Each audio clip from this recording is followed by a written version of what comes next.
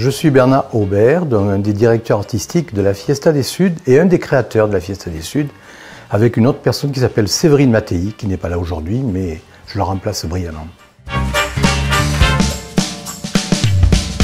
Alors, on a 30 ans. C'est vrai qu'on n'a aucune ride, donc ça ne se voit pas.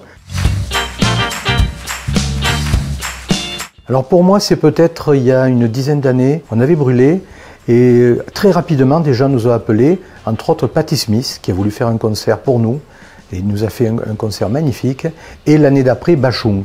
Et on a fait ce concert sous l'autoroute qui mène devant le Dock des Suds. Ce lieu est surprenant parce sous l'autoroute, un jour de pluie, Alain Bashung vous dit « Pour une fois, ma musique correspond à l'endroit où je joue ». Et ça, c'est quelque chose qui m'a marqué profondément parce que c'était un hommage pour nous et c'était une façon de dire « Vous êtes atypique et surprenant ». Alors on a programmé Christophe, on a programmé les Blues Brothers, on a programmé bien sûr Alain Bashung, on a programmé toute la scène africaine, Youssou N'Dour, etc., etc. On a programmé Paco de Lucia, on a programmé aussi pas mal de gens qui sont atypiques et surprenants.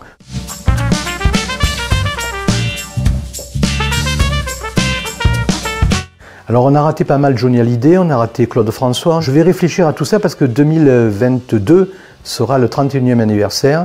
Donc à partir de là, on va vous annoncer en exclusivité ce que l'on fera très rapidement. Parce qu'on a quelques idées intéressantes, mais on ne peut pas en parler parce que c'est des tournées nationales, voire internationales. Donc c'est sous-tendu la situation au Covid. On a envie de faire tout un plateau brésilien avec Caetano Veloso, etc. Et ça peut se faire que si on a l'autorisation de voyager.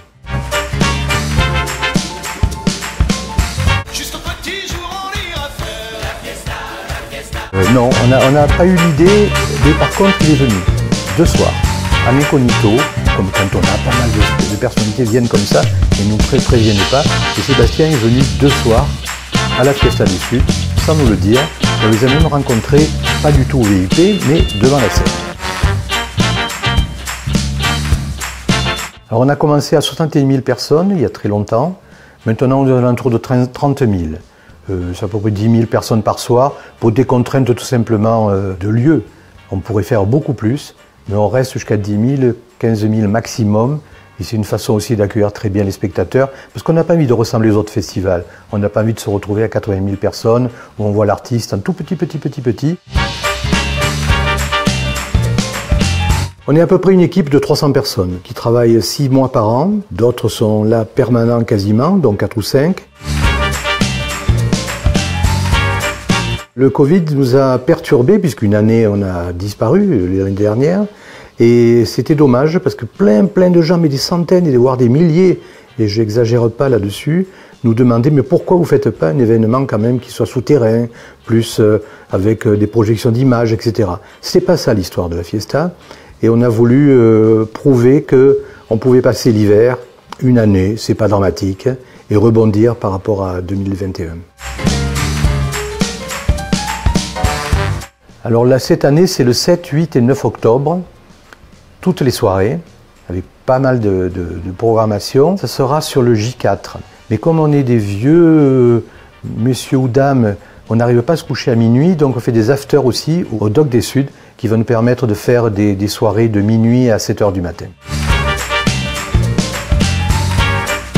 Alors il y a Woodkid, il y a Célassou, il y a Gaël Faye, c'est toute une série de gens qui ont illuminé, qui ont électrifié pas mal de festivals dans la France entière. Et The Avener le samedi soir. Et puis on aura deux tableaux vraiment intéressants. C'est Jazzman en after le vendredi soir. Et tout un collectif de DJ qui électrifie toutes les scènes européennes et qui seront, c'est une façon de leur rendre hommage d'ailleurs, seront présentes le samedi soir à la finale.